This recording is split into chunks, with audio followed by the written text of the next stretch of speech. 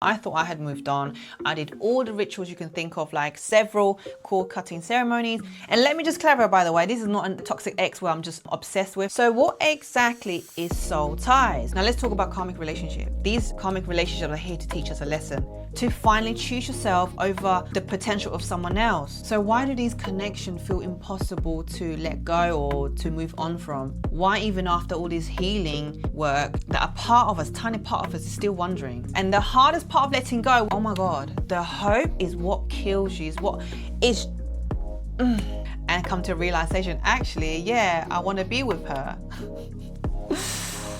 Yeah, that's what I was thinking. It hurt, I'm not gonna lie, it was so hard. Hey everyone, welcome back to another episode of the Cilia Li Show, the podcast that's all about helping you to become the best version of yourself and have a juicier life. I'm your bestie, your girl, Cilia Li. Have you ever had someone you just couldn't get over? No matter how much time has passed, how much healing you did, but the energy still lingered. I thought I had moved on. I did all the rituals you can think of, like several cord cutting ceremonies. I journaled every single day. I've even burned letters where basically I wrote him a letter. Obviously I didn't send it, but I burnt it. I meditated on it. I did full moon rituals where basically I release what's no longer serving me and stuff like that. But yet 18 months later, when I thought I really had healed and moved on, I saw him at a plant medicine ceremony. When I went to talk to him, I just burst into tears. Like my body just knew before my mind could process it. And let me just clarify, by the way, this is not a toxic ex where I'm obsessed with.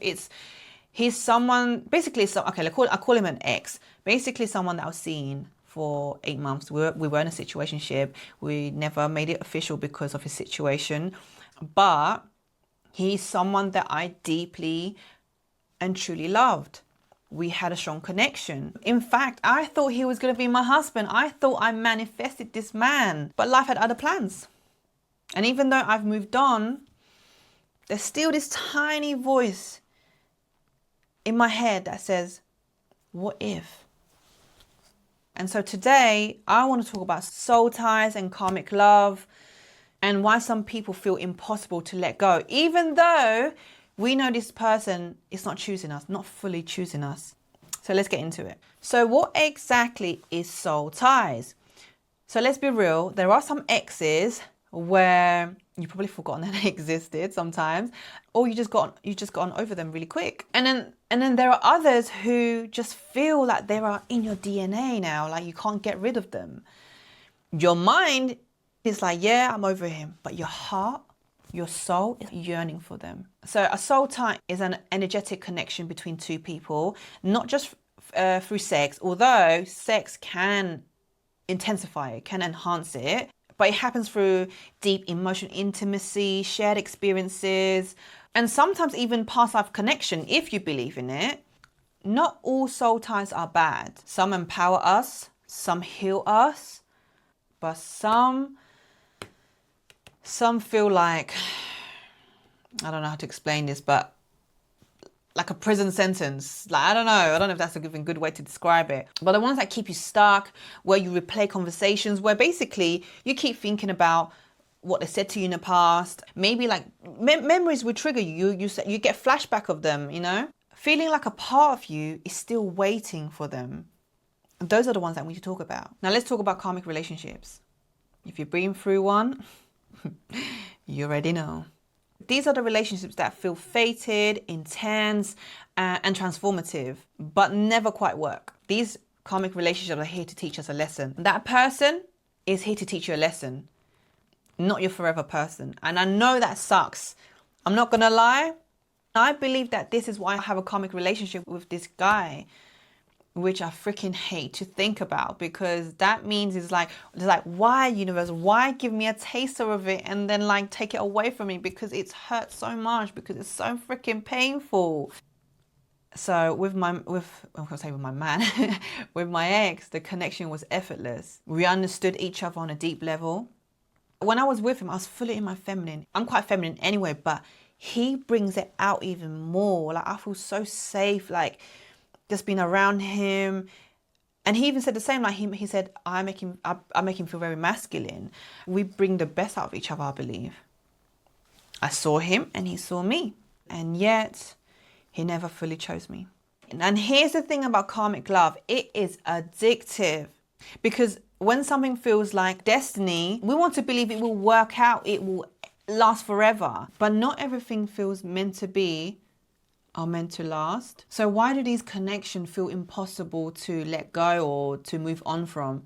Why even after all this healing work, that a part of us, tiny part of us, is still wondering? So I had a realization, and I just realized that it's no longer about him. So in the beginning, yes, it was about him, but after a while, I realized it's actually no longer about him. It's actually the feeling I got that was attached to him, that he gave me. It's about what he represented. It's grieving the idea of what could have been, the future we could have had. And it's about the way I felt when I was with him. It's about the version of me that I was when I was in his presence. So kind of, it's almost like I fell in love with the version of myself that I was with him in his presence. And the hardest part of letting go, which I know a lot of you can resonate, is releasing the hope. Oh my God, the hope is what kills you, is what is the hope. Yeah, the hope just kills you, seriously. Because deep down, we're not just holding on to the person. Like I said, we were holding on what could have been, holding on to the belief that they were the one. That maybe someday they'll figure it out, will show up differently, and everything will fall into place. Maybe they've done the inner work and come to a realization, actually, yeah, I want to be with her. Yeah, that's what I was thinking. But ask yourself this: how long are you willing to wait for someone to finally choose you? And if they were the one, wouldn't they have already found a way? I remember the day that we broke it off, I said, you don't want this enough. Although he said to me that he wouldn't hesitate to marry me, want to have kids with me. But I said to him, you don't want it enough. Because if you want it enough, you would have made it happen. No matter what. Because ask yourself this, people. If you really want something, you will make it happen no matter what. And I also said to him, I love you, but I love myself more. I'm choosing myself. That for me was the ultimate self-love move. The biggest self-love act I've ever done for myself is choosing myself. Learning.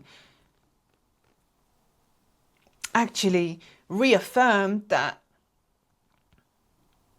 I'm not expecting this, reaffirmed that I actually have done the work and realized, wow, in fact, it reminded me of the work that I did and why I'm doing the work I am to help other women discover self-love. Here's the truth that finally set me free. It wasn't just about releasing the person. It was releasing the belief that he's the best I'll ever have. Because if you hold on to that idea that they were your one great love, you block yourself from receiving the love that is actually meant for you. You're not making space for it. So I had to shift my mindset. So instead of thinking I lost my soulmate, although I still believe we are soulmates, but soulmates, you don't have to be romantically connected anyway. Like your sister could be a soulmate, by the way. I had to start believing that this was a stepping stone to prepare me for something better. The universe is preparing me, showing me what I deserve and preparing me for something better. And maybe that's the lesson this person was meant to teach you, to finally choose yourself over the potential of someone else. The universe had put me in a situation to embody it, to learn and to know what it is really to love yourself. It hurt, I'm not gonna lie. It was so hard. But I'm telling you, it was like the biggest self-love act I've ever done for myself in a while. So now I want to ask you, are you still holding on to the connection that isn't choosing you?